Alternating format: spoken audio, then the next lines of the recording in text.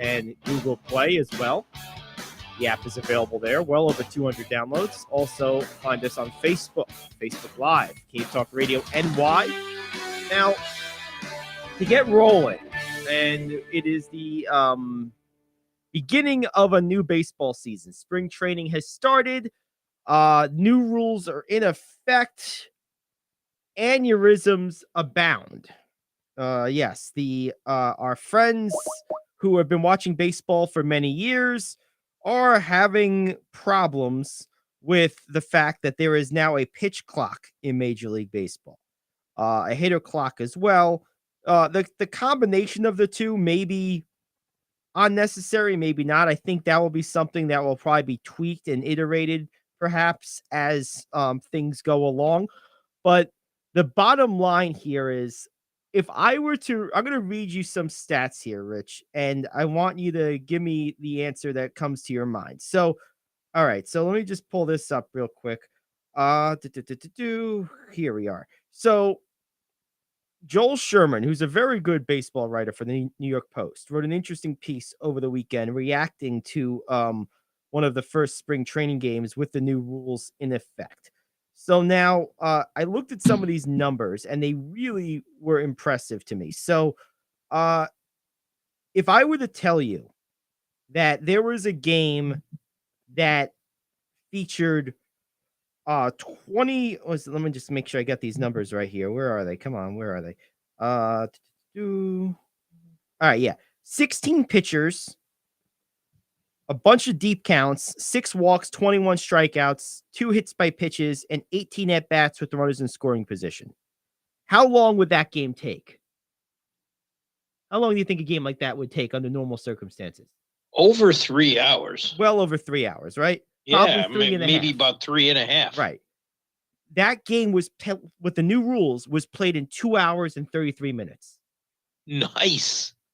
I'm sorry. That's awesome. Listen, you old guys, current company withstanding, I should say. Current company withstanding. Listen, things have to change. The reality is, we've talked a lot about the shift, and Rich and I have kind of different takes on it, and that's fine. So, but more on the pitch clock, which is the one that's going to more fundamentally change the game for the better, in my estimation. Look, the reason this is necessary is because of the way the game is played now, with the over focus on analytics. Look, that's the bottom line. If you could have rooted that out of the game, then you could have probably had your cake and eaten it too. You could have had the old way of playing with shorter game times. Because look, back in the 80s and 70s and even the early 90s, games did take 2 hours and 30 minutes on regular, but that hasn't been the case in decades because of the way the game is played now. So it was either root that out, which wasn't going to happen, or the next best thing, which is this. Look, I don't love the fact that we have to make big changes to make the game interesting, but the reality is it needs to be done. And that, to me, that one game, I know it's one spring training game, but with those numbers, 16 pitchers, it's a lot of pitchers. That tells me this is going to work. And you know what? All the little things of games ending on a pitch clock violation and all that stuff, that's going to smooth it out. Look, that's going to end. I mean, guys just have to get used to it, right? It's new. It's the first time most of these guys have ever played this before, because it's wholly new to not just Major League Baseball, but all of baseball in the last couple of years. The minor leagues had it the last year or two, but like beyond that, like no one grew up. High school baseball doesn't have this. Little League baseball doesn't have this. It's brand new to the universe of the sport. So there's going to be some growing pains with it, but it's worth it. Look, if you can make games more action-packed in shorter time, that's a great deal. And if that means we have to get used to some changes that are very different than the game we grew up watching, you know, that's, in my opinion, it's worth it. I'm seeing a lot of people in a lot of baseball groups I'm a part of who are just not on board with this. Like, they're really upset. And on one hand, I understand it, but honestly, on the other hand, I really don't. Like, because what are we saving if we don't do this? If they don't do this, what are we saving? We're saving a game that the same people complain about, right? It's too slow. There's not enough action, blah, blah, blah. And that's all true. Well, what are you going to do about it? That's the thing. Don't complain about something without a solution. They come up with a solution, you complain about the solution. Well, bring something to the table. And I understand, look, fans don't really have a vote in this. I do understand that. But they have an indirect vote. Clearly enough people, this didn't happen by accident. Baseball especially is glacial in its approach to change. This didn't happen without a lot of people for a lot of time complaining about the same thing. So fans did, in effect, vote for this. Not directly, but indirectly. That's why this happened. And thank goodness it did. I mean, that's one game. I can't say I watched the game, but I can tell you right now, looking at those numbers and that time of play, that makes me smile. It does me too. And believe it or not, it is not all old people. No, a lot of people complain about it. I've been talking to people even younger complaining about the pitch clocks. And what is there to complain about? Right. What's the big deal of making the guy do his job a little bit more on time? Like, that's all you're asking for him, right? I mean, what else are we asking for? Just get to work. I mean, did you see guys not get in the batting area quickly enough and get a strike called on them? Yes, good. I like that as well. You should not be taking a minute to get in there to swing a bat. No, absolutely not. Look, it drives me crazy. You watch this stuff, right? And it's like, I mean, think about like Nomar Garciaparra, adjusting his batting gloves, his jock, his shoulder pads he doesn't have. Like he's like boom, boom, boom, boom, boom, boom, boom, boom, boom. Like after every pitch, he didn't even swing. What are you adjusting? I know. It's like pulling up your pants before you got dressed in the morning. Like you didn't swing yet. What are you adjusting? Drives me crazy. Totally nuts. And I'm just happy that finally we're gonna have something. I think I haven't been this excited for a baseball season. Well, I can't say that. I was pretty pumped for last year's season. The last 2 years, I've been really excited going into the season for different reasons. Last year, of course, it was, I was really pumped about my Mets. This year, I am excited about the Mets, but I'm more excited about the game I expect to see on the field. I think we're going to see a much more action-packed game. I do think the ban of the shift is going to make for some extra action. I really do. I think the combination of that and these pitch clocks and hitters having to be now. Do you understand how the hitting clock is separate from the pitch clock? Can you explain that? Yeah, once the batter comes up to bat, he has X number of seconds. What is it, 15 to get in, or 10? I think it's 8. I think the pitch clock is 15 and the batter clock is 8. Right, the batter clock is 10 or 8. 8. I think it's 8, yeah. 8, okay. Once he's in there, he can't like stop, adjust things, do this, do that, move all around. And like I said, I saw clips of it happening 3 or 4 times over the weekend. That it was called, and it was a called strike, and that's what it should be. Yeah. Just get in there and bat. You're not in a fashion show going through a wardrobe change. Come on. That's right. Because you get 1 timeout per at bat, right? I think that's right. Yeah. So if you need a chance to reset yourself, it's you're down 0-2 or 1-2 or something, you get that one opportunity. I think that's fair. I really do. It's going to take some adjusting, and it's going to be a little bit bumpy in the beginning. But I think, honestly, one thing I'm going to be paying some attention to for the rest of this spring is, does the fact that this stuff has to be adjusted to encourage or force managers to play their A guys more often than they normally would in the spring for longer inning amounts, just to get everyone at bats and run-throughs with this stuff? I mean, it probably does. I would think if I was a manager, balancing the risk of injury, I would want to get as much of my regulars in this game as possible, as often as I could, just to get them a little more comfortable with this. So by the time we hit the regular season, people are more adjusted. Because if you treat this like a normal spring in terms of playing your main guys only the first couple innings, you may have a rocky start to your season with some of these errors that are born out of muscle memory and habit. Right. You know, But there's a good side to it too. Every player on the roster is going to experience it. yes, yep, absolutely. So there's no excuse then either. No. Well, what's also interesting, the same article I was quoting those numbers from, Joel Sherman of the New York Post, also broke down how the major league managers in particular, but even the players, are leaning heavily on their minor league counterparts within their own organizations because the minor leaguers and the minor league managers have experienced this the last couple of years. So this is like new to the major leagues, but these rules were enacted in the minor leagues last year for sure, and maybe piloted on the lower levels of the minor leagues the year or two before that. But they were across all of minor league baseball last year. And I thought it was ironic that this was piloted in minor league baseball before reaching the major leagues. Certainly, I understand why. That's what they use the minor leagues for, and that's what they should use them for. But minor league baseball really didn't have the pace of play problems that Major League Baseball did. Right. So they tested rules that really they didn't need. No, but they have to be tested. Exactly. And what a better spot where to do it. Where else are you going to do it? Right. I'm not in love with all of that because of some of the other things they're testing. Yes. And those, more than anything we've discussed, you know, at any point you've made so far, what they're testing now will do more to harm baseball than anything you mentioned. What's that?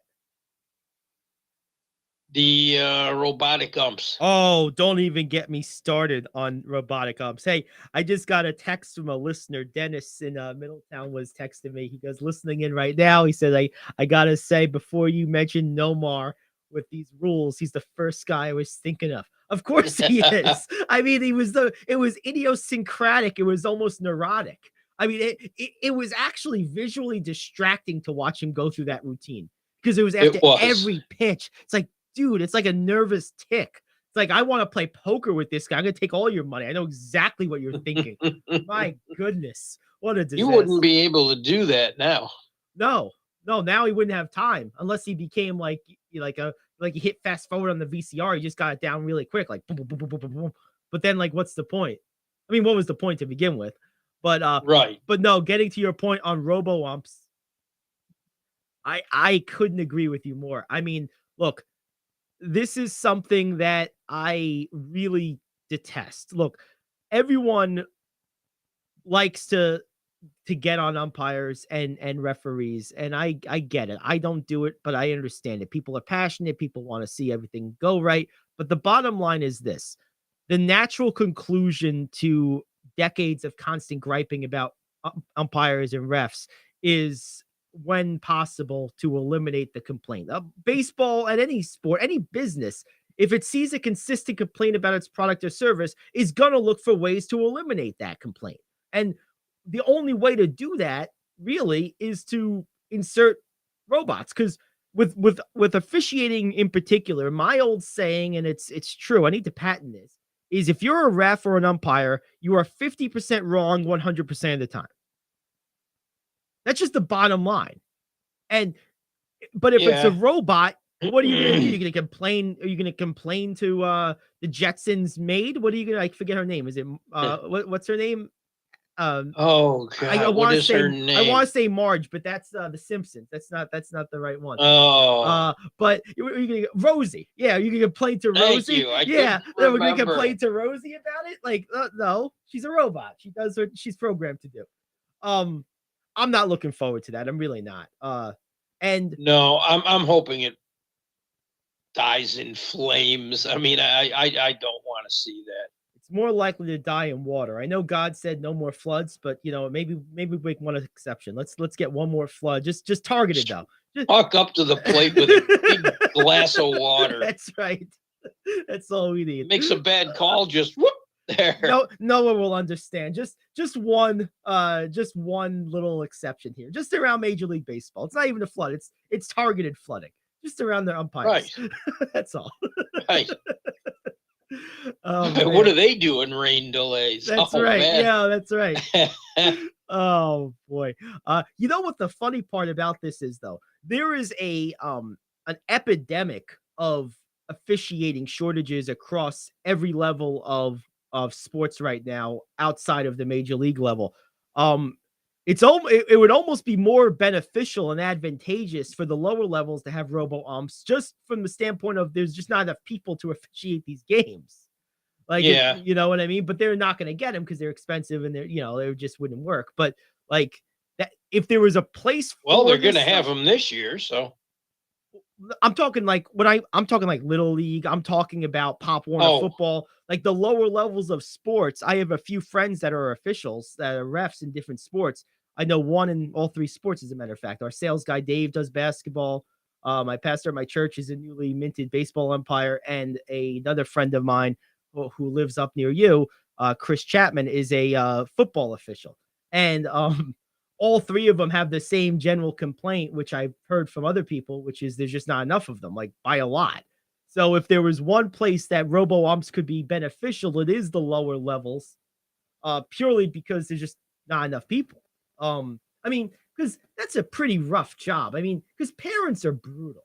They just complain and complain and complain. It's like, dude, they're 7. Stop.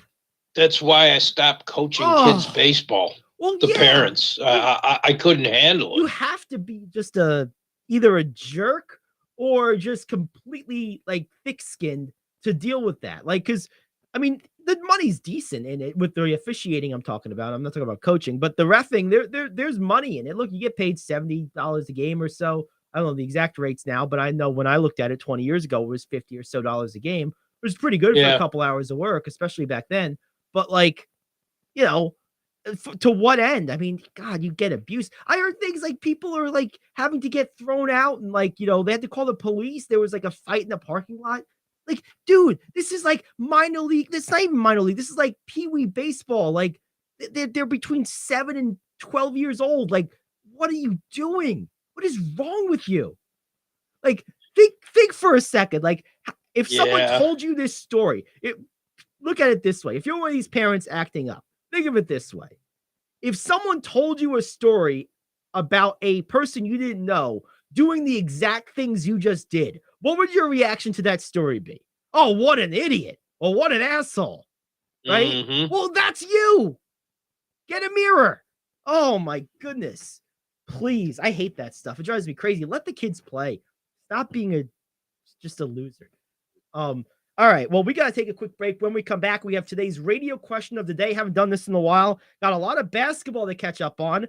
So a lot of stuff. We're going to start doing our season preview for Major League Baseball today. We'll do one team in the AL East, one team in the NL East, and we'll continue on down that trek until the start of the regular season. So we got that coming up. Of course, we have news you can use, the top 5 in the second hour. A lot to get to. Back after this, it's the Gary Ayd Show here on The Cave.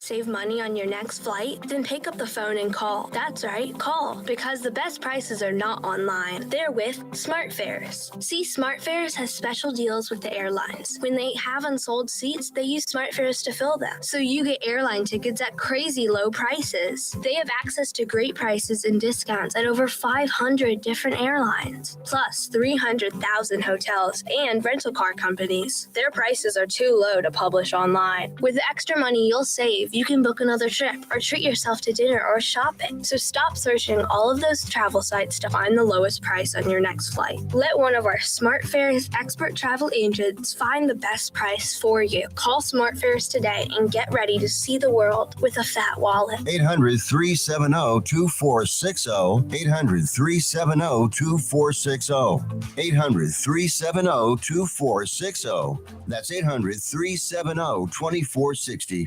Come on, you watch the news. Be prepared to pay more taxes. Then if you owe back taxes or haven't filed in a few years, get ready. The IRS, the largest collection agency in the world, will be coming after you. with the power to collect taxes by any means they want to. Hey, they can freeze your bank account, your passport, even padlock your business. Oh, good times. Look, if the IRS claims you owe them $5,000 or more in back taxes and they're coming after you, don't panic. Call my friends at Get a Tax Lawyer first. Their job is to negotiate with the IRS and save you money. They're experts at it. That's all they do, and you can trust them. In some cases, they have reduced a $50,000 tax bill to less than $1,000. If you owe the IRS $5,000 or more in back taxes, call now for a free consultation. Call 800-649-8617. 800-649-8617. 800-649-8617. That's 800-649-8617. All righty, we're back here on the Gary Ayd Show. It's great to have you aboard. I'll tell you what, it's great to be back. We had the week off. We'll have shows all week this week except for Friday. Little personal announcement I want to make real quick. Quick shout out to my wife who's graduating, finishing her academic studies anyway, with a master's degree in clinical psychology, childhood clinical psychology. So we'll be, yeah, it's pretty cool stuff. So we'll be driving down to Charlotte, North Carolina, Friday to commemorate her graduation. She's going to her physical graduation on Saturday. Then she's got to start her residency. The fight is far from over, but the academic portion is now behind her. So it's pretty cool. So we're going to be going down there on Friday. We're leaving here 4 a.m. So no show on Friday, but we'll have full shows today, tomorrow, Wednesday, and Thursday. And I just wanted to give that quick shout out and programming update. Right now, it's time to turn our attention. Excellent. What's that? I said excellent. That's great. It is good news. Yes, it is good news. So, man, on top of her work, she's a warrior, man. She's no joke. She goes after it. No doubt about that. Got hustle for days. I very much respect that. All right. Well, let's take a quick listen to today's question of the day. College football executives are looking to speed things up. I am KO, back in 1 minute with your sports question of the day. Greece is cheap. But the airfare costs a fortune. Paris? Not much closer. And again, airfare... What about Puerto Vallarta? Let's face it, flying anywhere is just too expensive. Wait, what's this? Low-cost airlines. With one call to low-cost airlines, you'll drastically slash your travel costs. We're talking insanely low airline prices to any of your favorite destinations. Where would you like to go? London, Rome, Costa Rica, Australia? Wow, that's cheap. So why wait? Call now to learn how crazy cheap it is to fly anywhere in the U.S. or international. Our prices are so low, we can't publish them. The only way to get them is to call to instantly hear the most amazing best deals on airline travel. It's that easy. So call now and start packing. 800-648-9175. 800-648-9175. 800-648-9175. 800-648-9175. That's 800-648-9175. Sports Illustrated is reporting that several college football executives are proposing rule changes to speed up college football games. One of the suggestions is to prohibit consecutive timeouts within the same dead ball period to prevent teams from icing the kicker. Another option is to keep the clock running after an offense gains a first down unless the play is within 2 minutes and a half. That option has been shown to eliminate between 7 and 9 plays over the course of a game. Question: would you or would you not like to see shorter college football games? Look, I'm always for, see, here's the thing. To me, it's not so much about the length of the game as it is about the action happening during the game. And I know you and I disagree on this, but I've never once watched a football game and thought, oh man, nothing's happening. I just, the pace of it just works for me. But if there's enough people, like there were at baseball for a long time, baseball was beating this drum for 20 years, right? This took a long time to get here. And now everyone else is taking a look at it.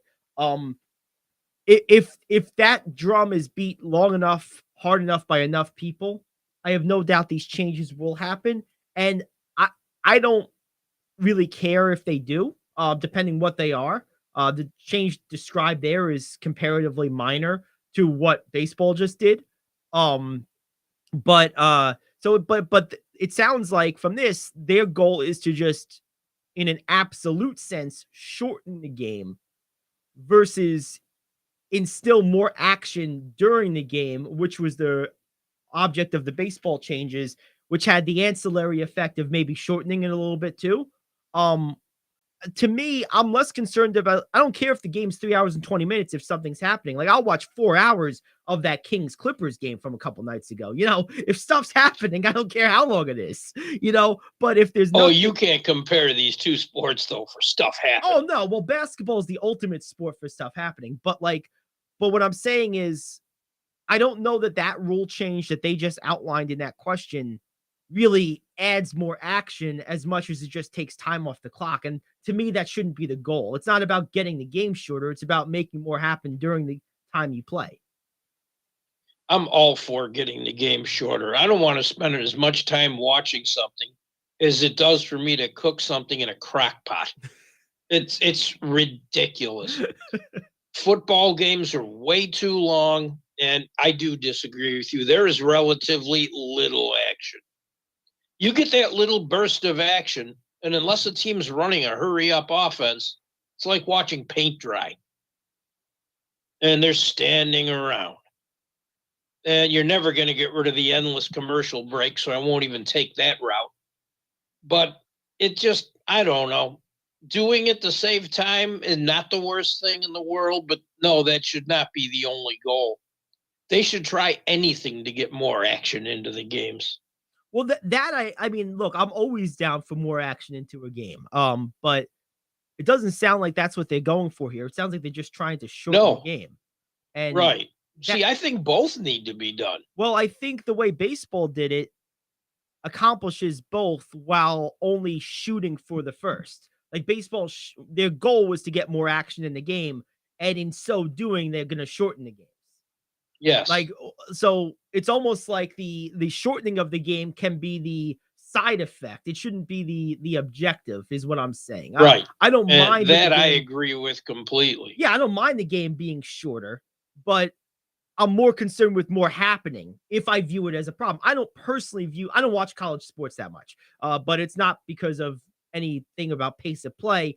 I just never cared for it that much. But I watch a little, but not enough to really be versed in it. Right. So I guess what I'm saying is I don't really feel that this is a major issue. I don't ever turn on a football game and think, oh man, there's nothing happening. But at the same time, I'll tell you this, if I was trying to tweak football, my focus would be more on diversification than proliferation. And so not proliferating more action, but diversifying the type of action. I want to see running backs and linebackers revalued. I want to see them regain some of the cachet they had 15 or 20 years ago. I want to see more. Like it used to be that there was the West Coast offense, there was the wishbone, there was the 3 guards in the cloud of dust, there was the ball control offense, the play action offense. Like if you played the Giants, the Redskins, the Cowboys, and the Niners, you got distinctly different flavors. Now there's slight variations in everything, but it's just a matter of how much salt they're using in the recipe. It's all the same crap. Everyone's making penne alla vodka. Some of them use good vodka, some of them use well vodka, but they're basically making the same dish with slightly different variations in the ingredients. I want to see true offensive variety again. So if I'm tweaking football, my focus is on that, not really increasing the number of plays or decreasing the amount of time. That's just my take. I feel football has become too homogenous. And baseball has this problem too, which is why I like the shift ban, because I think it's going to force teams to play a little more variety of offense than they have been recently, because it's going to incentivize it. There's going to be more hits to be had. I think that's the main reason I like that. But ultimately, and I think it's so easy to work around it that's what's going to happen. Well, it might happen, but you know what? But even still, because the rule is, of course, for those that don't know, with the shift, you have to have 2 defenders on either side of second base. So what Rich is inferencing, and he's probably right, we talked about this a week or so ago, teams are going to have the shortstop basically playing on the like basically looking like a runner leading off second base. That's what they're And gonna the do. third baseman right behind him. And the third baseman's gonna either right behind him or playing shortstop. But Yeah. but even with that, okay, and the second baseman's gonna be because then let's play this through for a second. If you do that, if you put the shortstop right on second base, on the left side of second base, where are you putting the second baseman? Are you putting him right on the right of second base or a couple paces off to the right? Because A couple paces off. You right. don't need them that close because the Right. shortstop has enough range to Right. get over So, to so if you're the second baseman and you're playing like maybe 8 steps or 6 steps to the right of second base, I'd say at least 8, there's still and a you could still huge cover. now there's still a huge gap though between second and first with that. So I think that it's not going to be as pronounced as I'd like it, but I still think with this alignment regulation, you're going to have more gaps for pull hitters than you did previously. So I think it's going to maybe increase the hits by 15 or 20% as opposed to the intention of maybe 30%. I think the manipulation you're talking about is absolutely going to happen and is absolutely going to negate it to some degree, but I don't think it's going to make it moot. I really don't. Because the other Until they legislate that too. And then my question will be, how much do we need to give these poor hitters? Well, I mean, I think personally, the way I look at that is, and I look at this the same way with like legal issues. What is the spirit? What is the intention of the original legislation? The intention of this is not to be manipulated in that way. So to my answer to your question is, it's not about what we're giving the hitters. It's about what do I have to do to get the result I intended to get from the beginning to overcome the manipulation that's going to happen.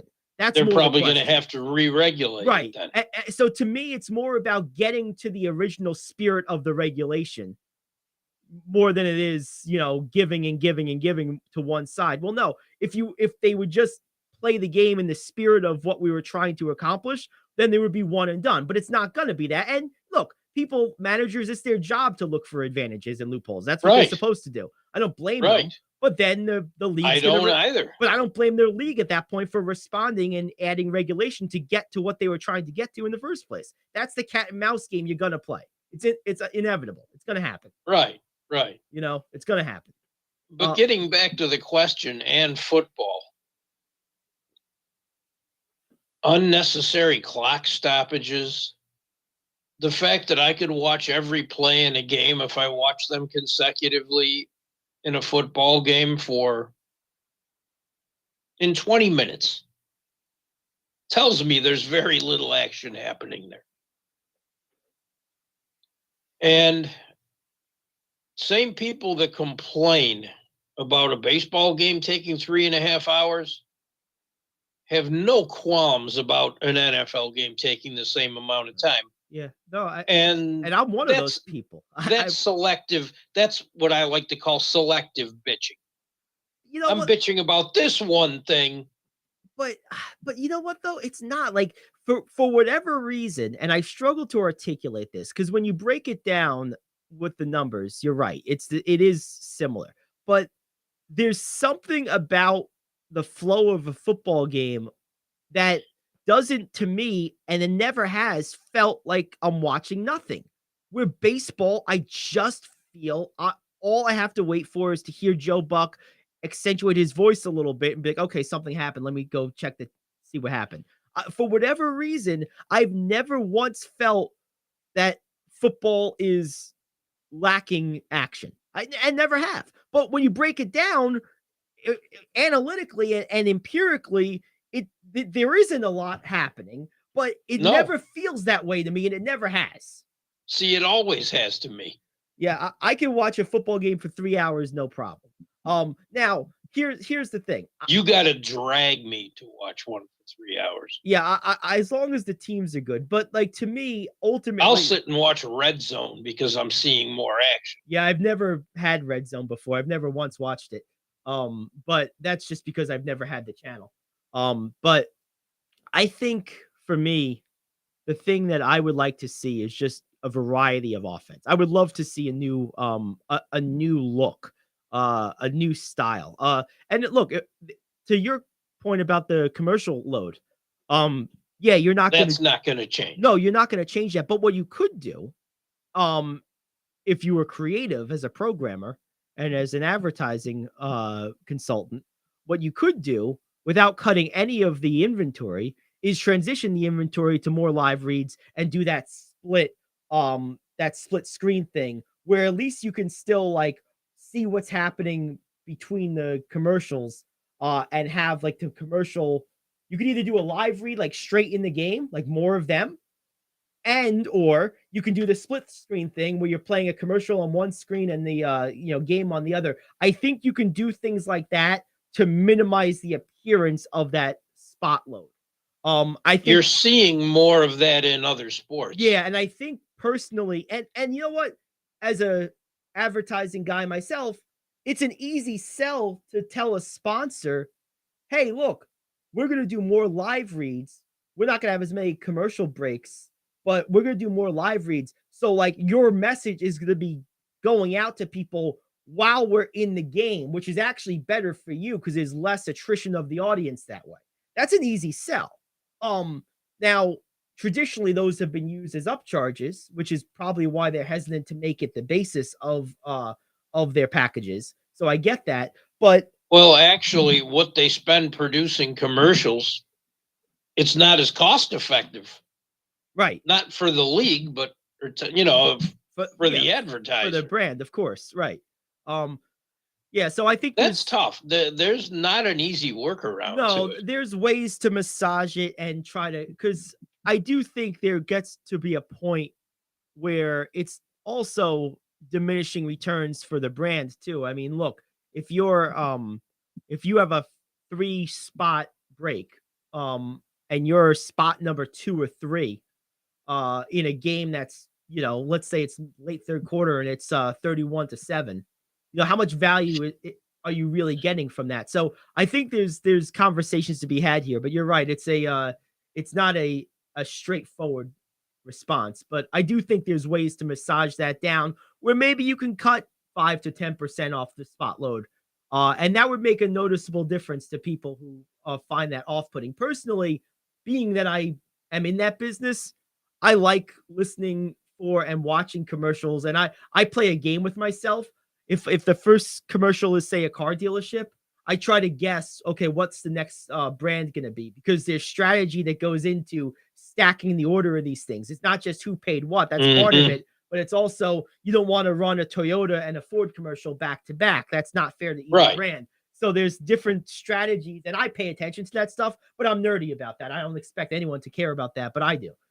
See, with me, the most egregious thing is you score a touchdown, you kick the extra point. Commercial break. Yep. You come back, you kick off. Commercial break.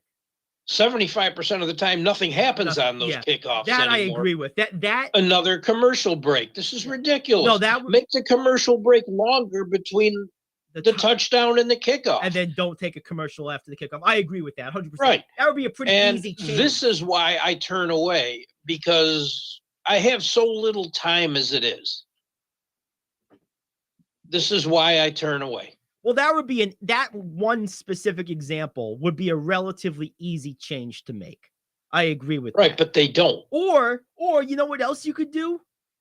75% or more of the kickoffs, like you just said, or nothing happens anyway. Just get rid of the kickoff altogether and just put the ball on the 25-yard line and call it a day. Like, you basically like neutered the play already anyway. So just put it out of its misery. Right now, it's like, you ever watch that movie Gangs in New York? You know, in the opening scene when they like kill the priest, but he's like still alive and he's like finished it. It would be like if the butcher just walked away and said, "No, I'm just gonna let you lie here and like, still be alive but can't move." Like, that's what they did to the kickoff in football. Like, it's already dead. Like, just finish the job. Come on, have some mercy. Just get it.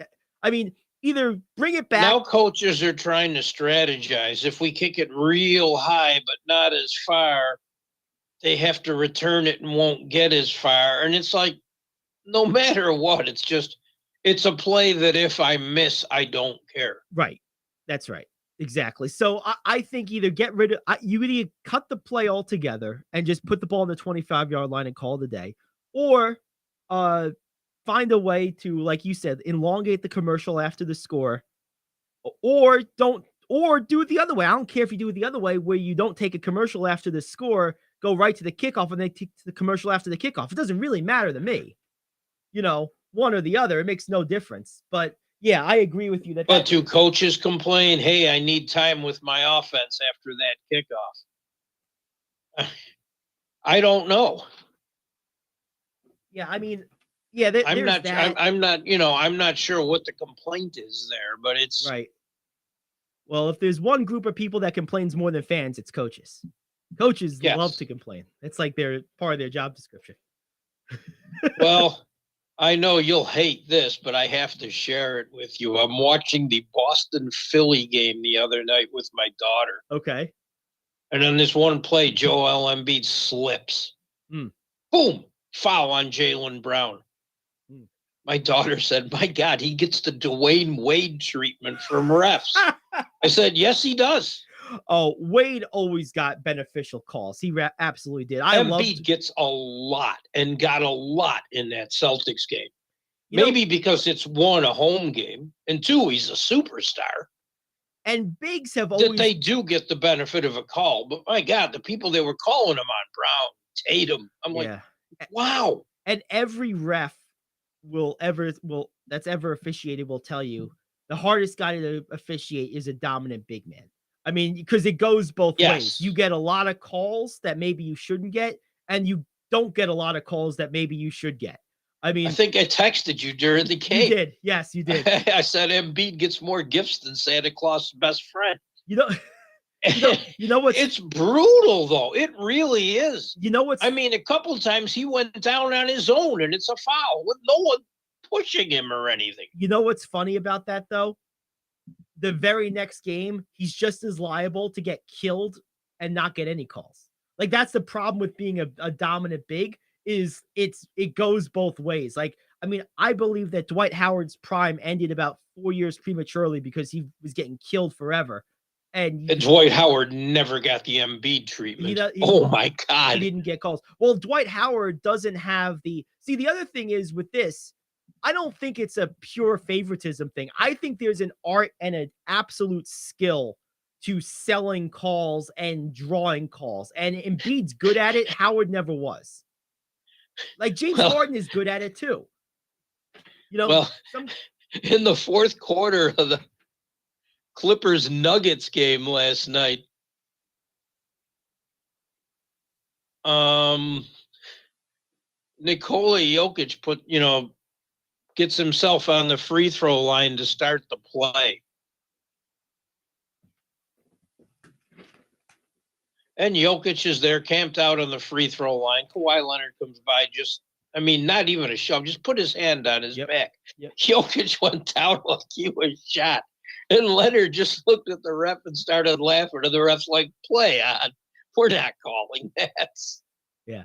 No, I mean, look, and that's part of the game, right? Like, if you're a player, you're trying to draw contact, you're trying to draw calls, and sometimes it works and sometimes it doesn't. Sometimes the refs catch you what you're doing, and other times they don't. And that's just the way it is. And like, to me, that stuff is just part of the game. It's as much a part of the game as passing and shooting and rebounding. Like, it's just an art. It's a skill that great players practice. Gamesmanship is, but the Embiid ones, he wasn't trying for the call. He just got the call. And I think that's more egregious.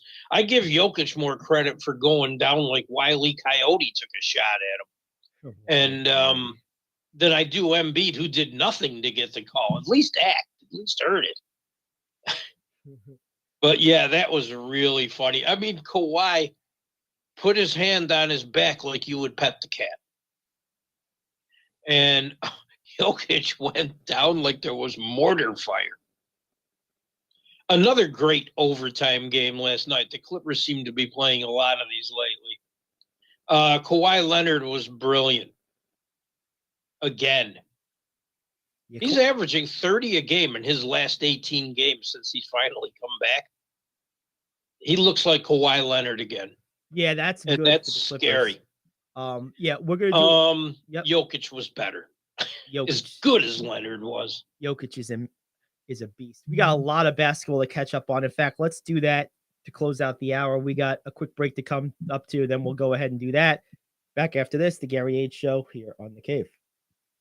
Are you like me? You have health insurance, but you don't have dental insurance. Do you need to get to the dentist right away? Maybe you need an implant or some other major service. Well, I found a dental insurance plan that's just right for you.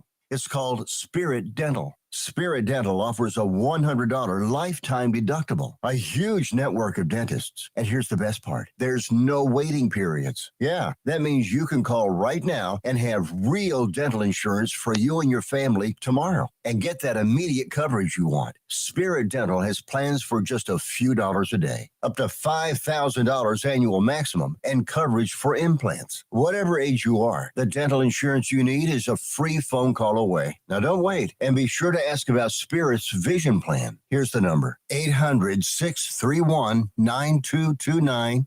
800-631-9229. That's 800-631-9229. Hey friend, life happens and you need money. What do?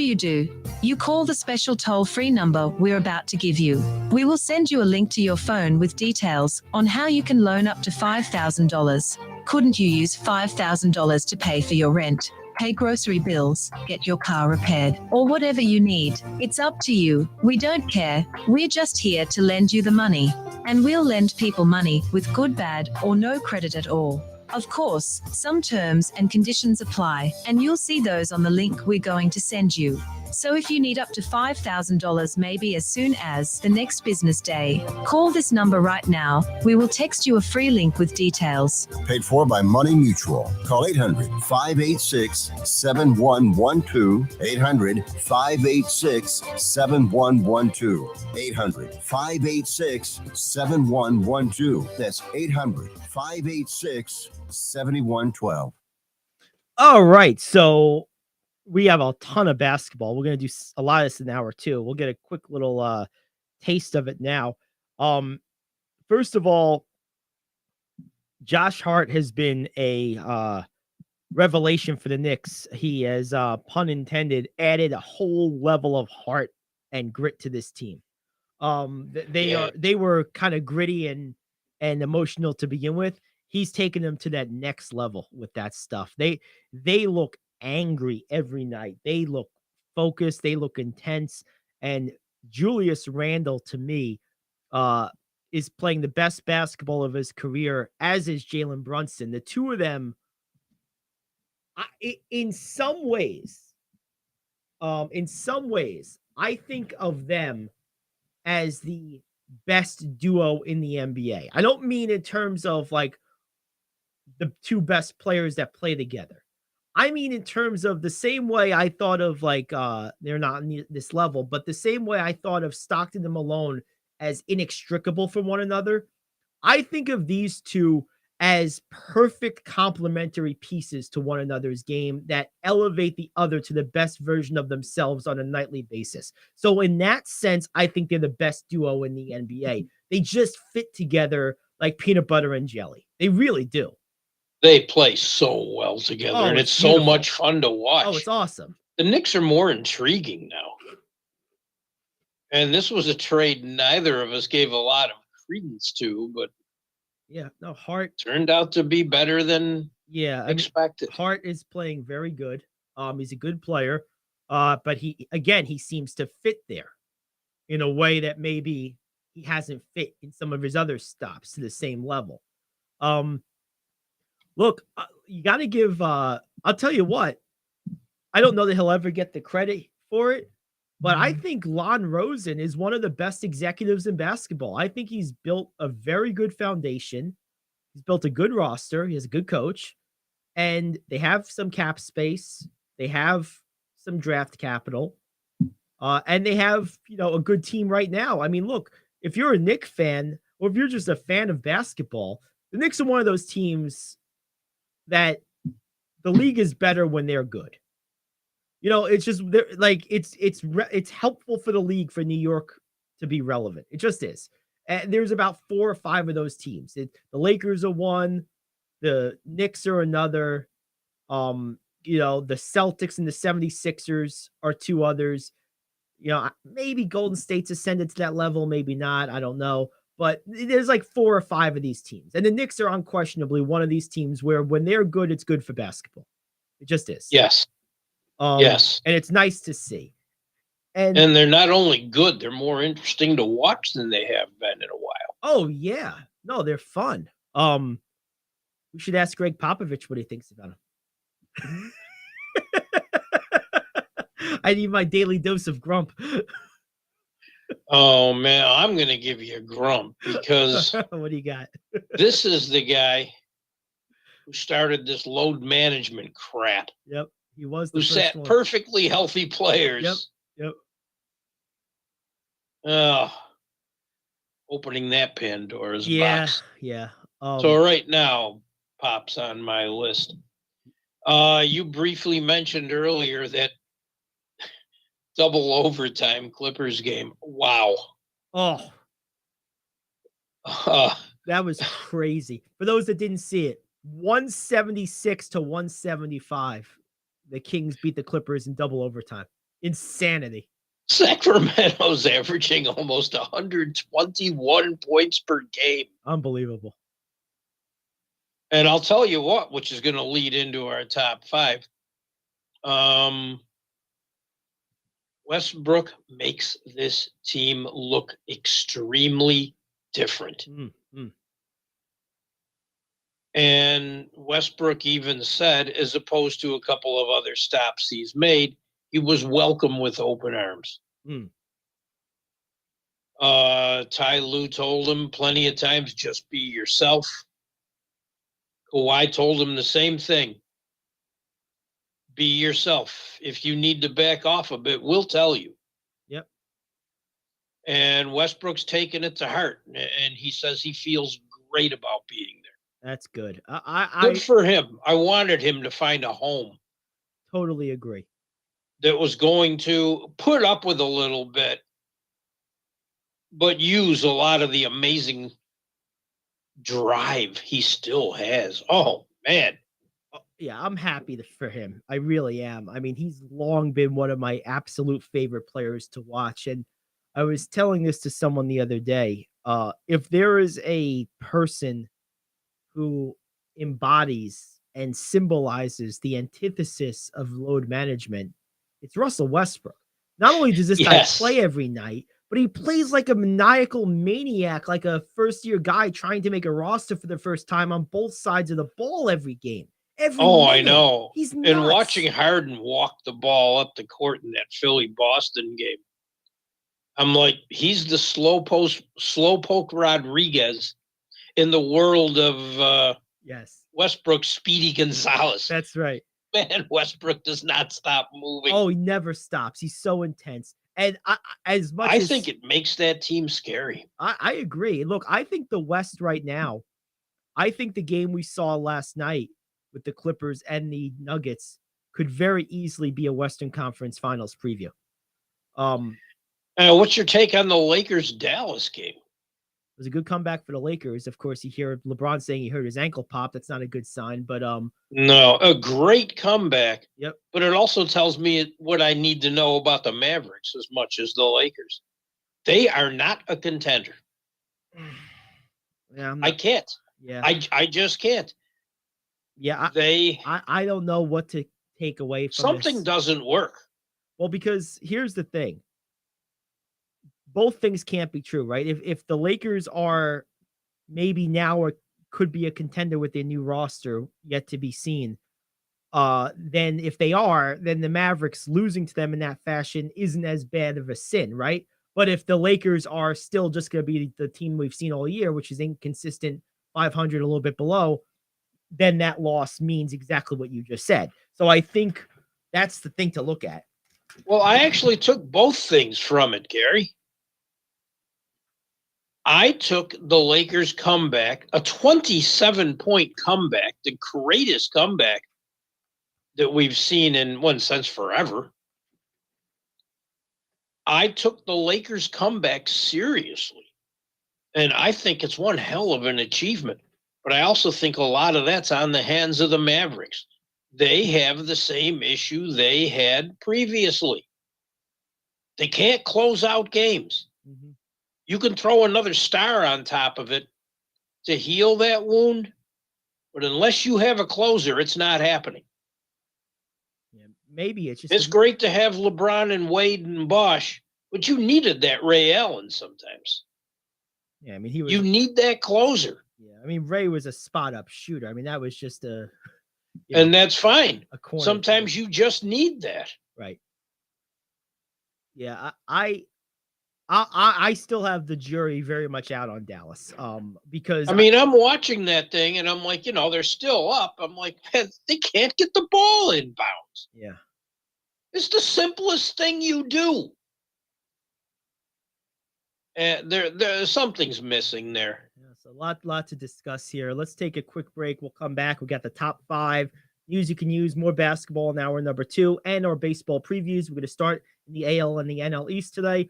We'll start with the let's start at the bottom and work our way up. Why don't we start with the Orioles and the Marlins today? Just get it out of the way. The Orioles are on the bottom. I think they're probably the worst. They weren't us. last year. Yeah, I still think of them as the worst team in that division going in. Okay. More so than I do the Red Sox, but that could change. But we're going to start with the Orioles and the Marlins, and then we'll work our way up from there. We got of course the Blue Jays, and we got the Braves and the Mets. We know the teams. So let's start with the Marlins and the Orioles today. But right now we'll take a break. We'll come back. We'll do the top 5. It's Gary Ayd Show here on The Cave.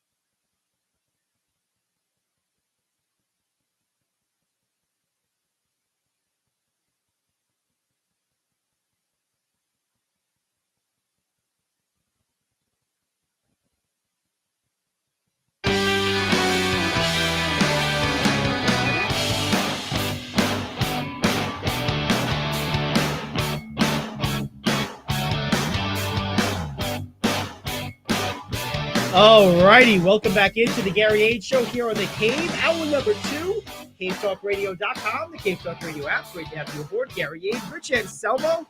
And top of the hour means one thing and one thing only. It's time for the great voice of Jack George, ushering in the top 5. This is the moment we've all been waiting for. It's time for Cave Talk Radio's top 5. All righty, here we go. Good stuff. All right, what do we got for the top 5 today, Rich? Well, thinking about the Russell Westbrook signing, I thought how many good ones there have been that happened right at that time. Give me your top 5 free agent signings post-trade deadline. Wow. I mean, there's 2 or 3 this year I liked a lot. You know, one that I remember for whatever random reason, he was a veteran at the end of his rope, but he seemed to make all the difference to that championship team in 2008. That was P.J. Brown with the Celtics that year. Yes. I don't know why I remember that so vividly, but I do. And that's actually somebody on my list. That was a big one. I remember that. The year the Lakers won the title, most recently in 2020, didn't they sign? They signed someone down the stretch. No, it wasn't 2020. No, it was 2010. They signed oh no, it was a trade. Never mind. It was, they brought back Derek Fisher, but it was a trade. It wasn't that. Okay, so let's see. So we got PJ Brown. This Westbrook deal, it's a couple games, but it certainly looks like a good deal for them. Yeah. I'm trying to think of some others. You know, what do you make of the move by the Celtics to bring in Jay Crowder? That happened technically after the deadline, right? Or was that still before the deadline? That was the trade deadline. It was a trade deadline, yeah. So, I'm struggling to think of a couple, because a lot of the moves that come to my mind were actually trade deadline trades. Okay, let's alter it up. What do you got? Not only these signings, because I had the Kevin Love one on my list as well, which I think could have some impact. Yeah, yep, okay. But under the radar moves around the trade deadline. Under the radar moves. And that one, I think Jay Crowder belongs on. He fits the bill, yeah. I think that's good. I liked the acquisition of Malik Beasley by the Lakers. That was, of course, tied into the D'Angelo Russell's deal, but Beasley was sort of like a throw-in, but he's a good player. Yeah, and he's already had a couple of decent outings. Yeah, he has. Trying to think of some others. I thought the earlier in the year when the Bucks acquired not the Bucks, when Brogdon, where did he go? He's in it's not Dallas. Where the hell did Malcolm Brogdon go? Because they acquired him, and I thought he was a really big pickup, and he's not been quite as good as I expected. Where did he go? Because he was a trade during the offseason. The Celtics, thank you. Yeah. Yeah. See, to me, I thought he was going to be a real difference maker, and he hasn't been. But I thought he was going to be a real big piece for them. I think Denver getting Brown was Bruce Brown was a big deal. I think he's added a toughness and a grittiness to them that maybe they lacked last year. Along with some athleticism. Yep. Yeah, I thought that was a nice move.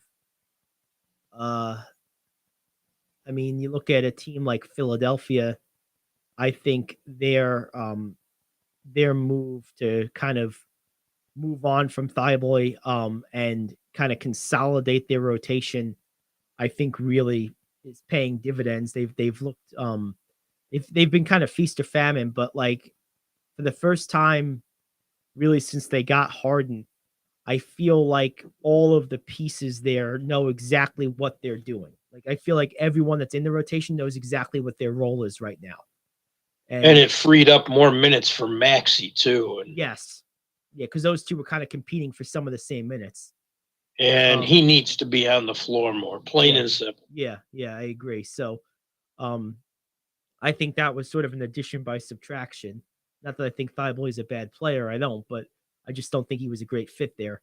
Right. This Josh Hart move is looking good for the Knicks.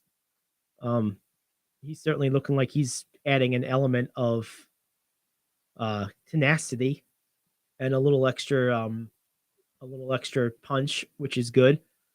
I think Brooklyn reacquiring Spencer Dinwiddie is going to be good for them culturally, if nothing else. The trade itself, you can't call it a win when you're trading Kevin Durant, but as far as a piece coming back that I think will be helpful, he never wanted to leave there in the first place. Right. And so I think getting him back is good for the morale of the team. I still think I'm calling them Benny and the rest just because I think it's funny. But Benny's not even playing. I know. Again. But the joke doesn't work without him, so I gotta keep going. True. No, there's a bunch of these deals for talking this year. Go back a little ways, and when the Lakers traded for Kentavious Caldwell-Pope at the time, I thought that was a big move to help them get a championship. And now he's with Denver. Yeah, he's just one of those winning players. He's a good overall piece. One move I thought was going to be huge that hasn't been great is Robert Covington's been a nothing for the Clippers. And I'm surprised at that. He's not even in the rotation. That's what I mean. I am surprised as well. I don't see you falling off that much. No, very, very surprising.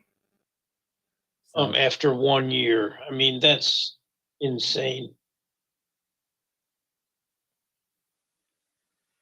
All righty. Well, there we go. Well, let's put these in order. Number one, I'm gonna go with I think Russell Westbrook being on the Clippers is gonna be really monumental, because the bottom line is, of all the guys we're talking about here in all these different deals, no one approaches Westbrook's stature in terms of the quality of player he is. I mean, he's a Hall of Famer, future Hall of Famer. So that alone makes that the most impactful of the deals we've discussed here. I would say next on my list would probably be, I thought Kentavious Caldwell-Pope was a big deal. That was a big one to me. I always liked his game. I always thought he was a one of those like winning wings who never had a chance to be on a winning team until then. And I always felt that you put him on a winning team, he'd instantly get that reputation that like Danny Green and Jay Crowder and guys like that enjoy, and he would have like a new phase in his career. And sure enough, right after he wins with the Lakers, now another title contending team wants him.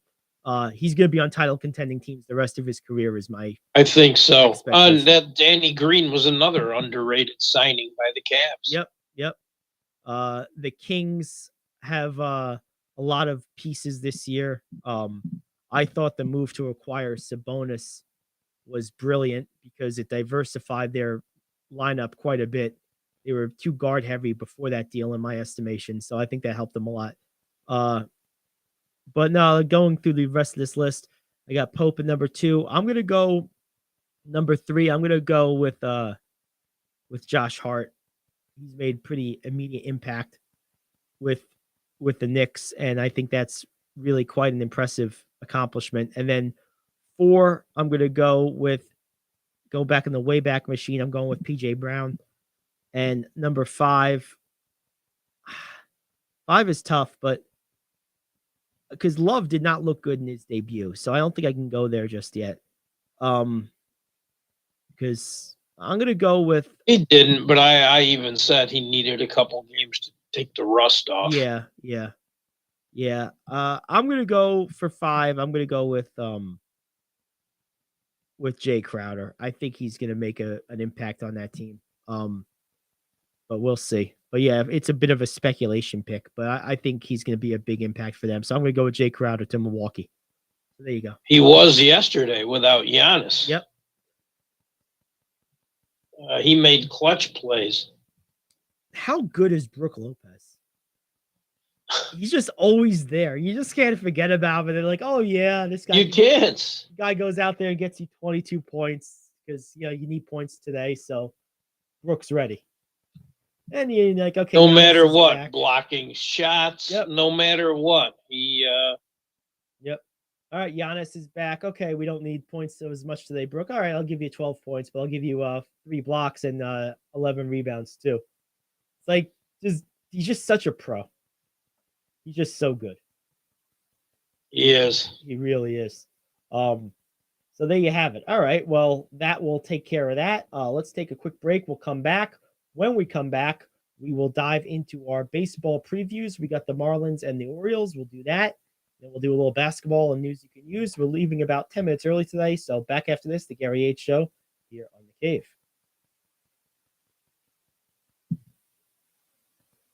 Do you own a timeshare? Well, face the facts. You made a mistake. You made a bad purchase. A timeshare is not an investment. It's a money pit that continues forever. If you use your timeshare, that's great. But if you don't and you want to legally get out of your contract, call my friends right now at the Timeshare Exit Hotline. They're an experienced team of lawyers who help good people like you get out of a timeshare contract that they just don't want. Don't throw away your money on maintenance fees. Use it for things you really want. We can help you end your timeshare contract and stop the money drain immediately. If you are ready to move on with your timeshare, call our team right now. Cancel your timeshare now with a free call. 800-741-9557. 800-741-9557. 800-741-9557. That's 800-741-9557. If you're living with diabetes and using insulin, you know the pain of pricking your fingers over and over again. Ouch. Well, by wearing a small remote device called a continuous glucose monitor, or CGM, you can reduce the pain of pricking your fingers. If you administer insulin 3 or more times per day or use an insulin pump, call now and learn how a CGM can help you. Painless. No more pricking my finger. No finger pricks. Convenience. They delivered it free and they took care of all the paperwork. You can reduce pain right away. Plus, it's accurate, easy to use, and helps you spend more time in range. And if you have insurance, you can get a new CGM at little or no out-of-pocket cost. Call now and get free shipping of your new CGM. Plus, we'll bill your insurance for you. 800-826-5884. 800-826-5884. 800-826-5884. That's 800-826-5884. Milwaukee, enjoy the good times while you have them. They're about to change, not for the better, most likely. Breaking news: Milwaukee Bucks co-owner Mark Lasry has reached an agreement to sell his portion of the Bucks to Cleveland Browns owners Jimmy and Dee Haslam. Oh, jeez. Don't. So I see they're adding a little bit of class to the organization. Okay, great. And heaping helping of incompetence. Yes. That was more my point. Yes, the heaping helping of incompetence. Now I don't know. It's worth mentioning. There's another owner, as it states, co-owner. I don't know exactly what percentage Lashley owned that he's selling to Haslam, but whatever it is, it's not good. That's a guy that is an abject disaster as an owner. He's completely incompetent. So sorry, Bucks. But the good news is there's still another owner out there who maybe knows what he's doing. So we'll see. All right, let's move our attention over to baseball. Let's start with the Marlins season preview. Look, this is a team that has a couple of big players. We know Alcantara, the pitcher. But this is one of those teams that if you're a fan of them, you almost don't want to get attached to any of your best players because you're not going to keep them. They've made that clear over decades. It's not like this is a new thing. They did that from the very beginning. Is there any reason in a gauntlet of an NL East this year, probably the best division in baseball, if you're a Miami Marlins fan, if you're one of the 12 of them, is there anything to look forward to this year? No. Okay, that's easy. Sorry, guys. None at all. Absolutely none. Yep. I mean, you get Alcantara every 5 days. I guess there's that. Enjoy it while you can. I do wonder with the rules being augmented, if some of these lower market teams will try to do things maybe a little bit more creatively, like hit and runs, more stolen base attempts. I do wonder if we'll see some of that this year with some of these teams that are not likely to be good. But stolen base seems to be the enemy of everybody. Yes, it does. Lately. I don't like that. No, it does. They even made the bases bigger, which that's silly. Oh yeah, I was hoping we weren't going to go there. Yeah, that's silly. That's cartoonish. I don't like it. Now, I mean, if you're a fan of the Marlins, I mean, I'm just trying to see, what's their minor league system looking like? I'm looking this up right now.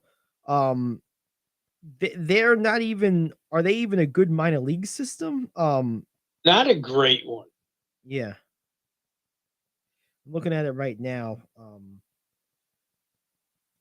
Yeah, they don't get any votes. There was a recent poll of MLB execs.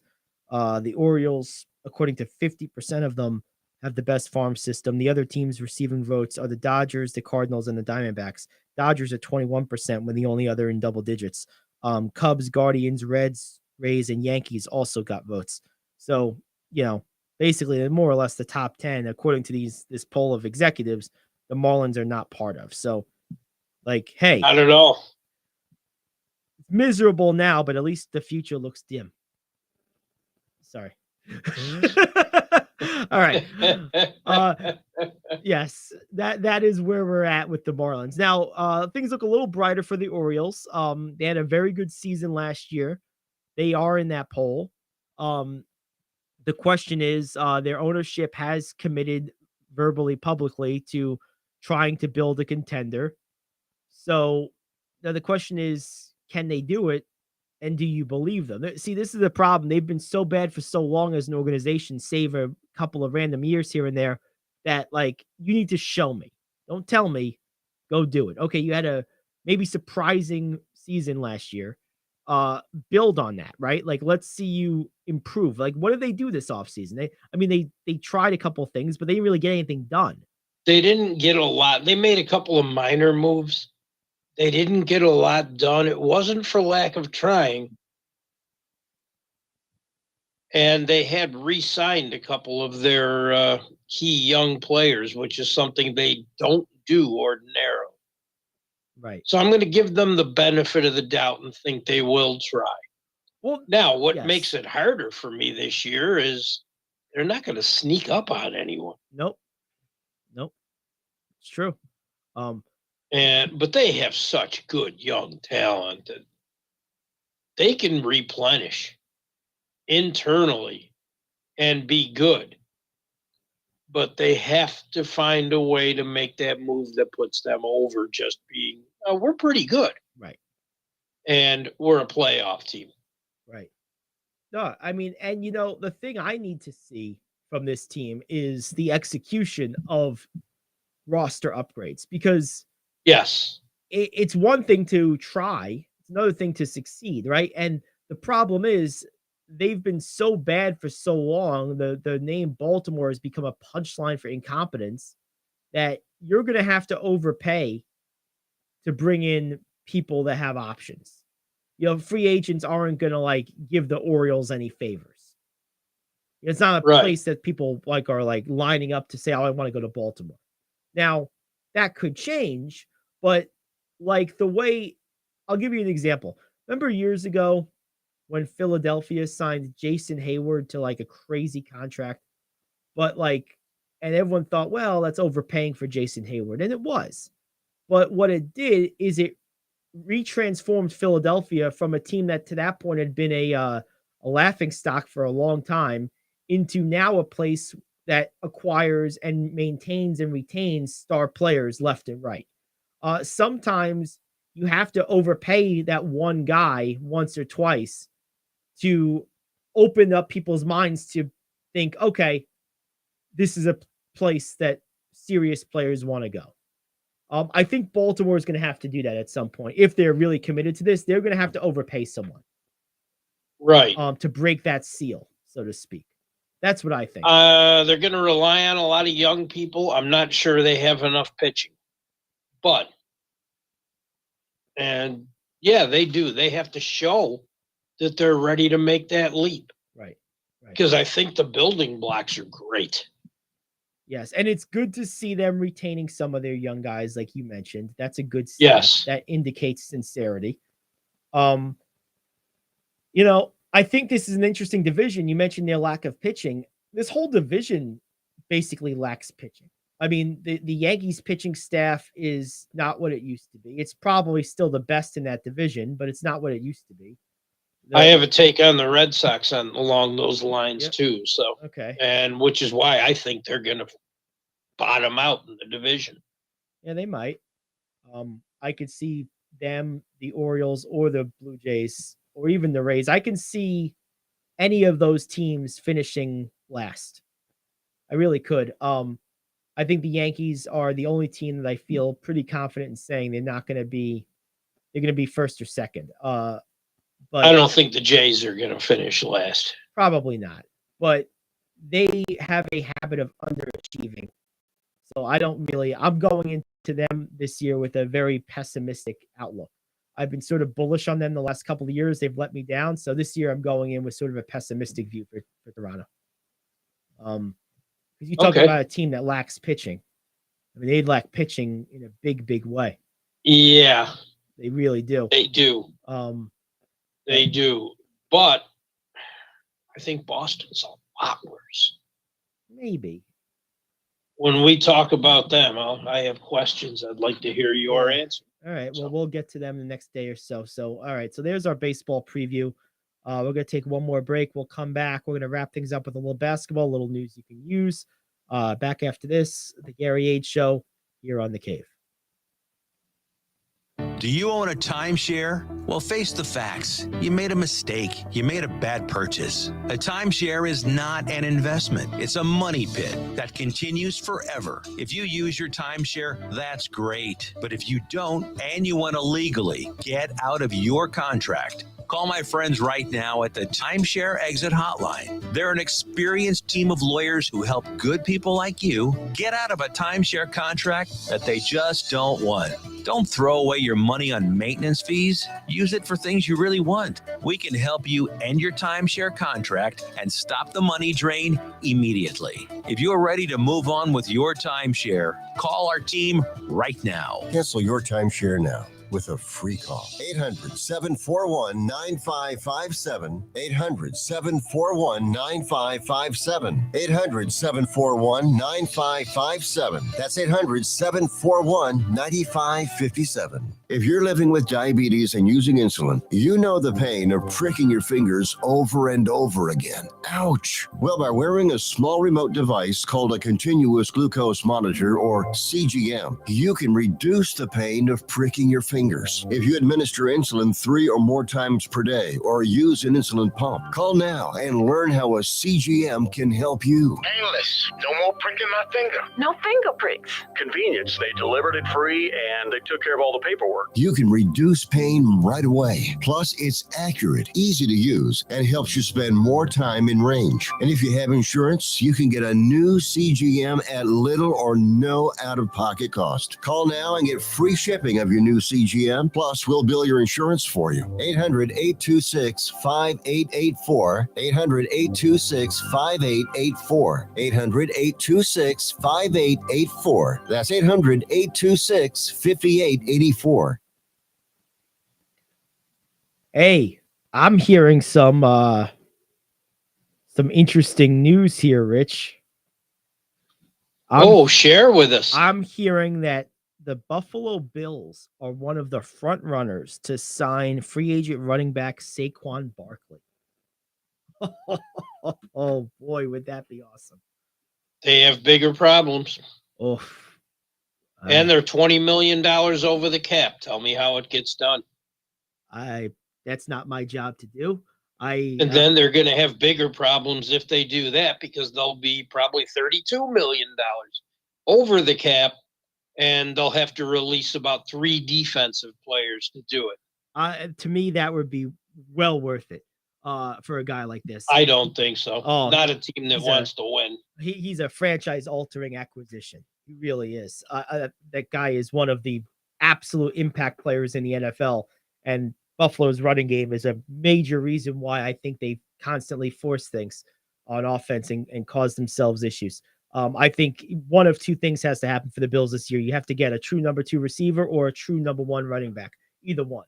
I don't think you need to do both, but I think you need to do one of the 2. You have to get 2 new offensive linemen at the very least, or that number 1 running back's not going to do any more than. I feel you can draft linemen. I think the linemen are the most draftable position in the NFL. I think they're the position with the least, the lowest percentage of bust. They're the easiest position to project one level to the next. Both lines I'm talking about. I'm not talking about pass rushers. Those are tricky, but interior defensive linemen and offensive linemen, I think, are easy to project, relatively easy compared to other positions. Well, you're also not going to be able to sign Edwards, your linebacker, Ed Oliver, your defensive tackle, who was also the 9th pick in the draft a few years ago. Probably not bring back Jordan Poyer. You're already bad at wide receiver, or not good enough at wide receiver, and bad on your offensive line. I don't know. I don't think they're all that bad. They were one of the best teams in the NFL this year. They didn't finish the season great, but I don't think it's all that doom and gloom. I would take 3 producers off your defense and let's see. Yeah, it depends who we're taking off and what we're replacing them with, but ultimately, I would make that move for a Saquon Barkley. To me, right now, there's no reason, if I'm a defense, why I shouldn't just hard double Stephon Diggs every play. And just have a spy on Allen and play everyone else single coverage. Henry Knox can knock himself out with getting 6-yard catches. I'll live with that. That's fine. Honestly, they need another. Well, Allen's not patient enough to throw enough of those either, so they won't last. Well, all the more reason why a guy like Barkley would be such a transformation for them, because on those plays where you're otherwise going to have to do those 3 and 4-yard dink and dunks that Allen doesn't like to do, you just give the ball to Barkley and he gets the same 3 or 4 yards. Right. You take that decision out of his hands, and it instantly. And you take a seemingly weaker defense off the field. Right. You control the ball. Right. There's a lot that goes into it. And Barkley's also good out of the backfield. You can throw him the ball and he can make plays that way too. Yeah. If I was the Bills, or if I was another team, I think he would really be a big piece for, would be a team like Cincinnati. If they're going to lose Mixon, he would be an interesting piece to replace him with. But the Giants, yeah, you would. The Giants are foolish if they don't keep this guy. If they're going to sign Daniel Jones, that's what I don't understand. Yeah. Oh yeah, let's look at this Daniel Jones contract. Yes. Request a little bit. Yes.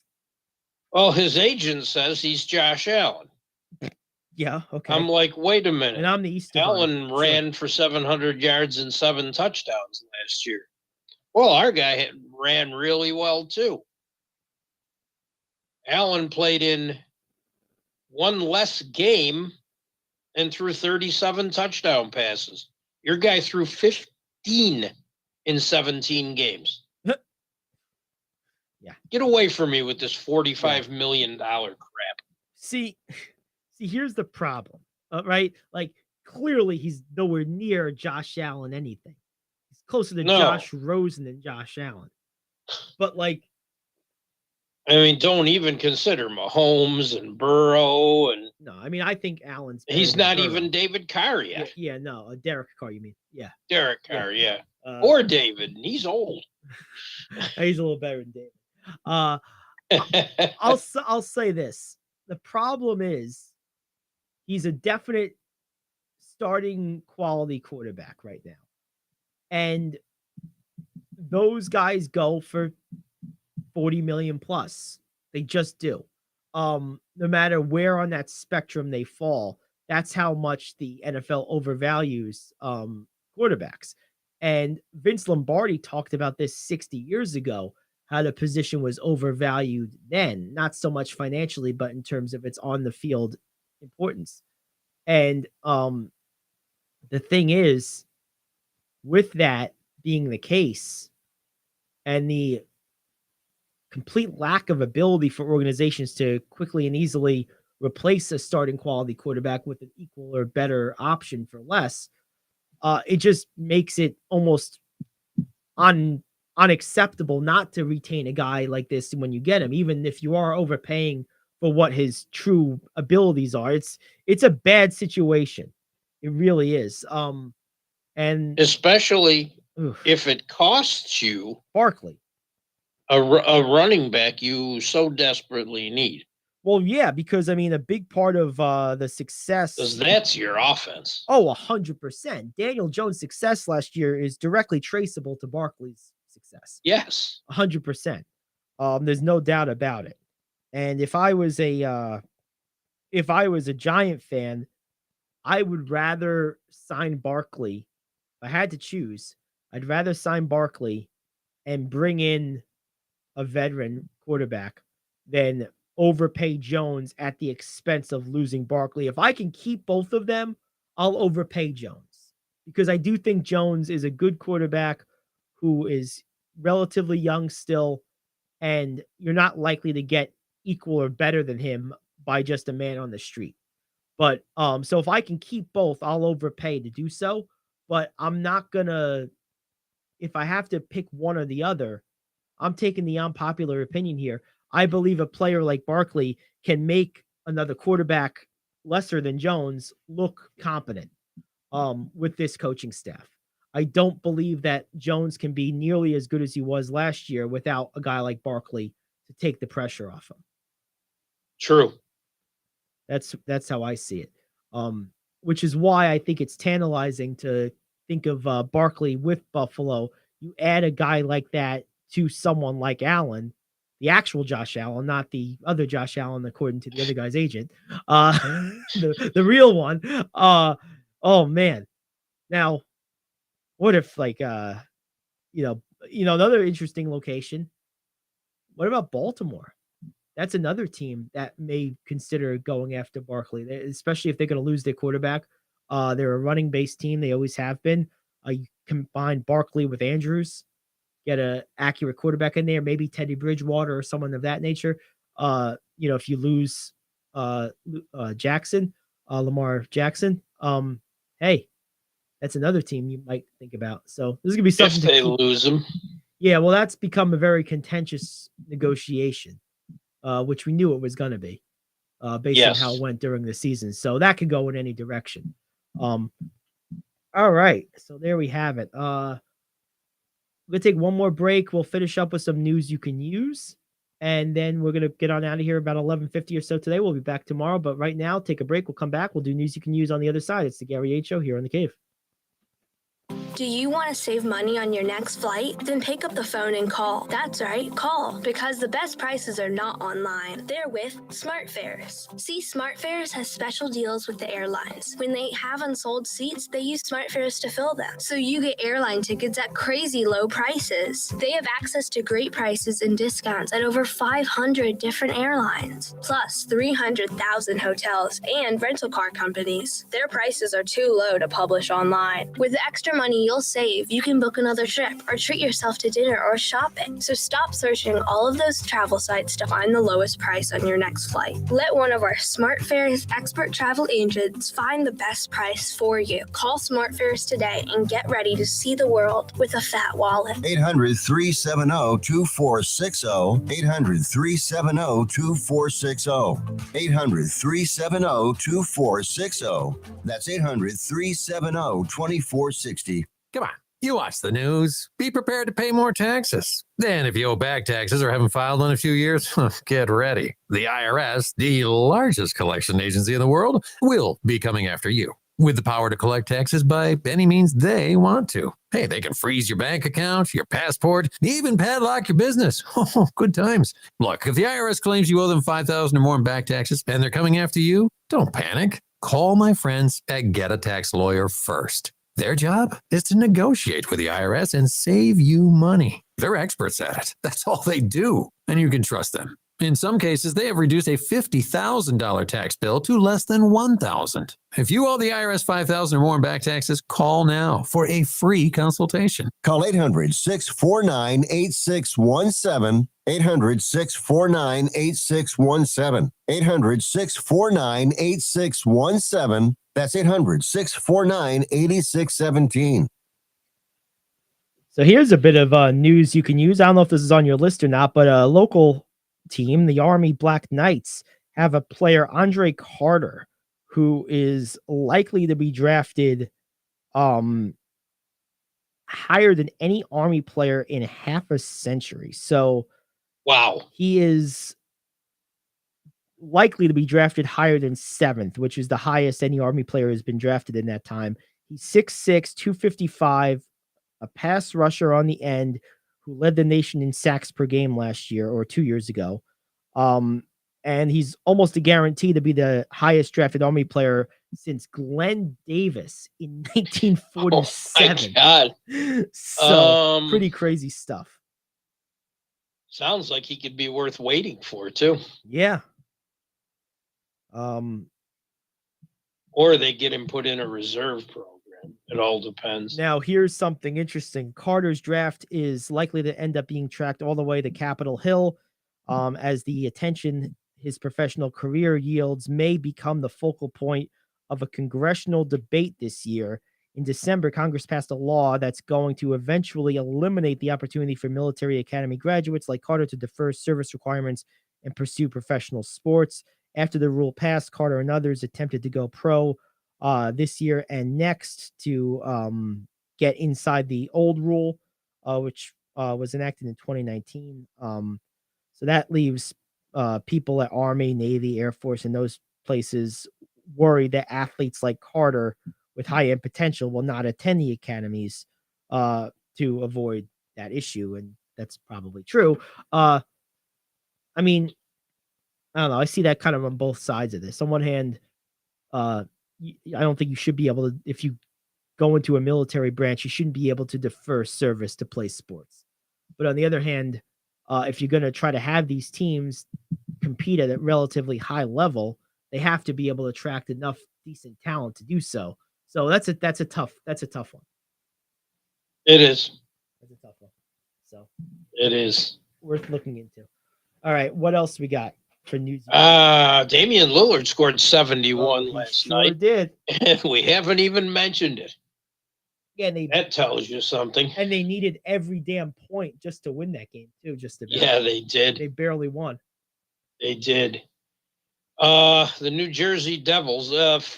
Friday's the NHL trade deadline, but there have been a million deals made already.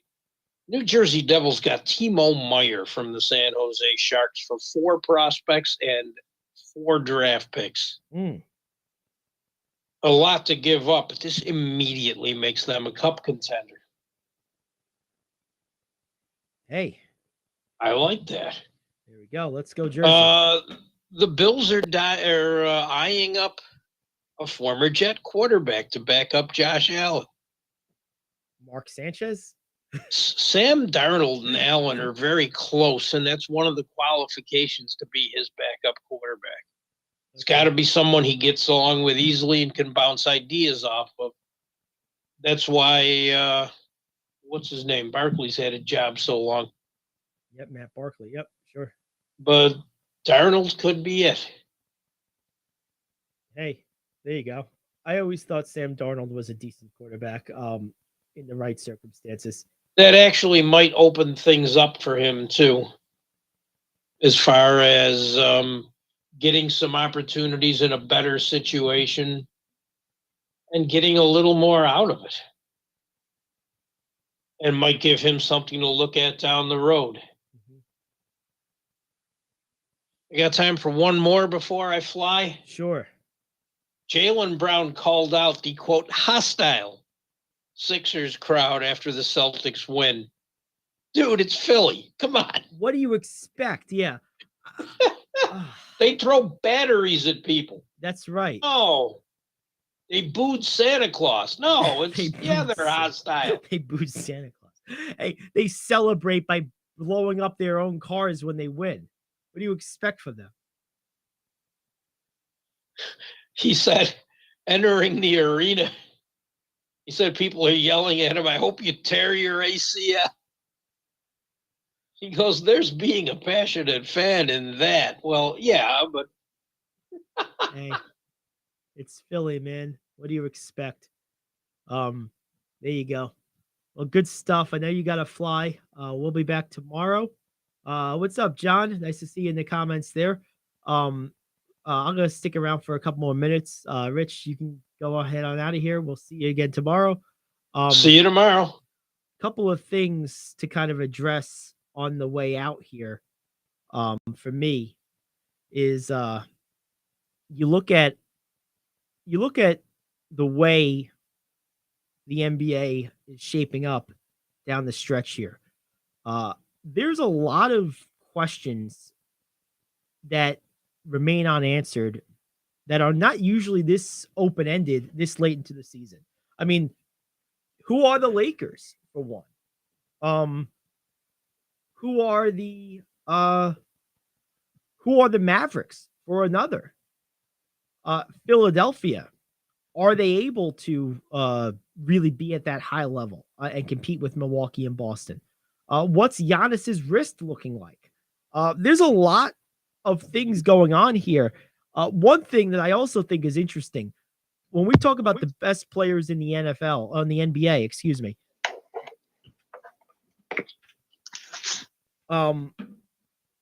we never mention, like when we say who's the best player in the NBA right now, we almost never say Jokic, yet he's likely to win his third straight MVP, which would make him the first guy since Larry Bird to accomplish that feat. I think the only other person that might have even done that might be like Jordan and Bill Russell. I'd have to look that up, but I know for sure Bird was the most recent to do it. So Jordan wouldn't have done it, right? Because it would have been more recent than Bird. So Bird's the most recent to pull that off. And he might be the only guy to ever have done that. I have to confirm that and verify that. But Jokic is about to do that most likely. And yet, when I ask you who's the best player in the NBA, who are we going to hear? We're going to hear Giannis. Okay. We'll hear Durant. All right. We'll hear, maybe we'll hear LeBron from some people. Okay.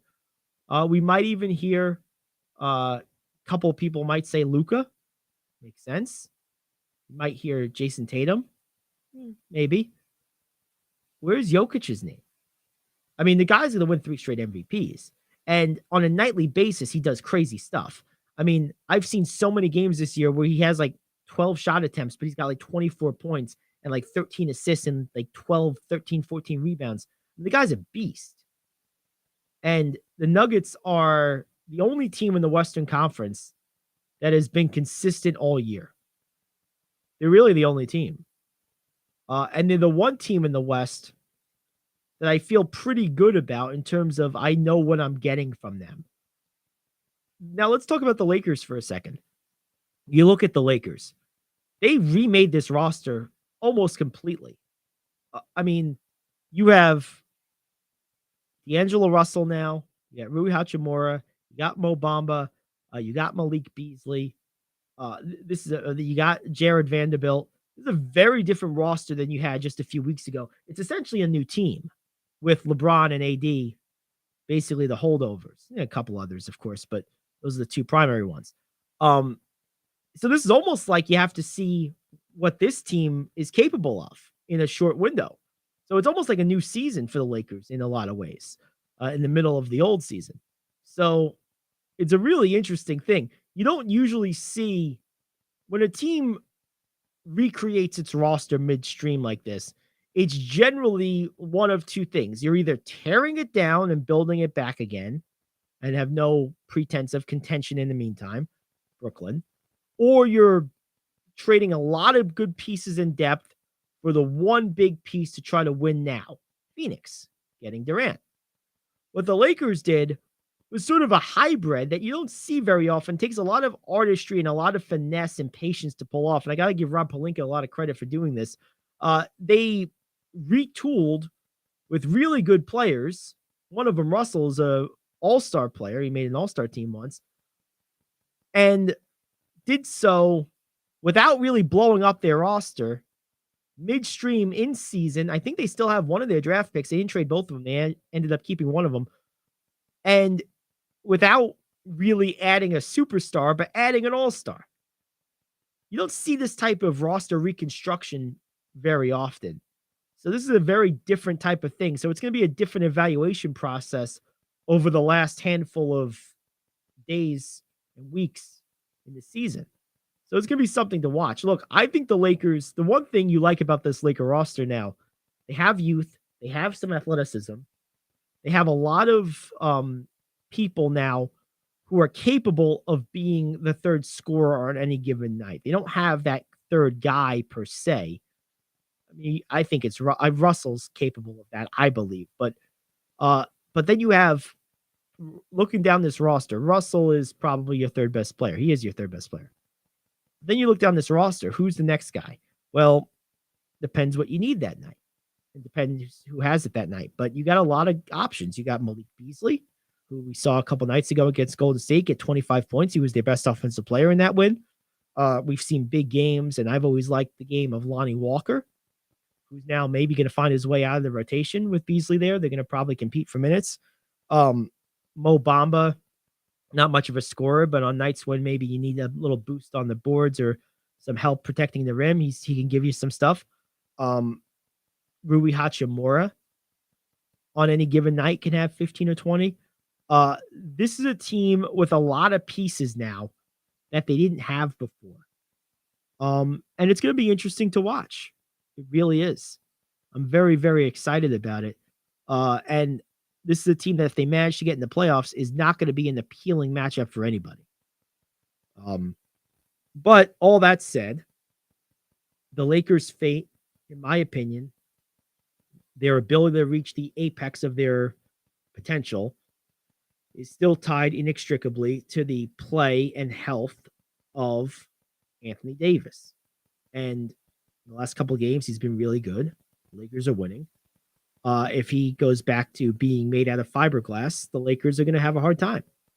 It's as simple as that. But they have given themselves a fighting chance to be competitive, at least, in his absence because of the roster moves they've made. And then you look at Dallas. That's the last team I wanted to take a deep dive into. Look at Dallas. Well, Dallas, they did the more conventional thing in acquiring a big star at the deadline. Now these two guys need to learn to play together. They need to learn to close out games. Like Rich was saying earlier, they haven't been able to close out games. Struggled to get the ball inbound the other night against the Lakers. I think that they're going to figure some stuff out. The biggest question I have with Dallas is, do they have enough depth behind those two and enough size and rim protection on the back end of that defense to compete with teams like the Clippers, maybe the Lakers, depending how things go, and the Nuggets, and of course Phoenix. That's the question I have. This is a team that does not have a lot of versatility on that front line. They don't have a ton of depth, so there's a lot of question marks there. But when you have two guys like Irving and Luka, a lot of things can be covered up. They really can. Well, that will about do it for us today. Good stuff today. We'll be back tomorrow, 10 to noon. A quick reminder, no show on Friday. It's a travel day for us, but we'll be back every day this week. Tomorrow, 10 to noon, Wednesday, 10 to noon, Thursday, same thing, 10 to noon. Lot to get to this week. I mean, baseball is rounding into form. I'm going to be keeping an eye on these new rules we talked about at the start of the show today. We're certainly going to be continuing to go through our list of teams. We did the Marlins and the Orioles today. Tomorrow we'll do the Blue Jays and the Braves, and we will continue on from there. You look at, we'll actually do the Blue Jays and the Nationals. I almost forgot about the Nationals. We'll do the Blue Jays and Nationals tomorrow. And then we'll do the Red Sox and Braves on Wednesday, and probably the Rays and the Phillies on Thursday. So we'll get to the Mets and Yankees next week. Save the best or most interesting for last, right? That's how we'll work through this, and we'll do the same thing in each division in both leagues as we work our way toward the opening day, opening pitch. So that's going to be a lot of fun. I love this. I love the beginning of baseball season every year. It's just so exciting. It's like a new spring. It's a new year. And this year it's going to be even cooler because there's really new stuff. This pitch clock, I think, is going to be really good for baseball. I really do. I know a lot of people are not happy about it, but honestly, I'm really excited about it. It needed to happen. There's no reason why you should take more than 20 seconds to pitch a ball anyway. Like, let's go. Let's make it happen. Really, this rule is only necessary because of the runaway analytical nerdiness that has engulfed baseball for the last couple of decades. Look, when people say, well, baseball's been existed for a century and a half, never had a problem. Well, it has the last 20 years. Yeah, it didn't have a problem before that. But in order to get back to what it was before these last 20 years, you would have had to have rolled back all of the analytical minutia that has engulfed the sport in the last 20 years. And that wasn't going to happen. You know, that just wasn't going to happen. So in one way, and I do agree with this, I heard someone say this and they're right. They caused the illness, they meaning the people that run baseball, and now they prescribe the solution to the own illness that they caused. So why not just cut out the people that cause the illness and it goes away? That's probably true, but how are you going to do that? Look, at the very least, this brings in an element of a sense of urgency to keep these games moving. And I think that's good. I really do. I know a lot of people disagree, but I think there's a good number of people that do agree as well. Look, bottom line is necessary. And you know, better late than never. All right. Well, thank you very much for everyone tuning in. We'll be back tomorrow. We'll see you then. It's the Gary Ayd Show here on The Cave.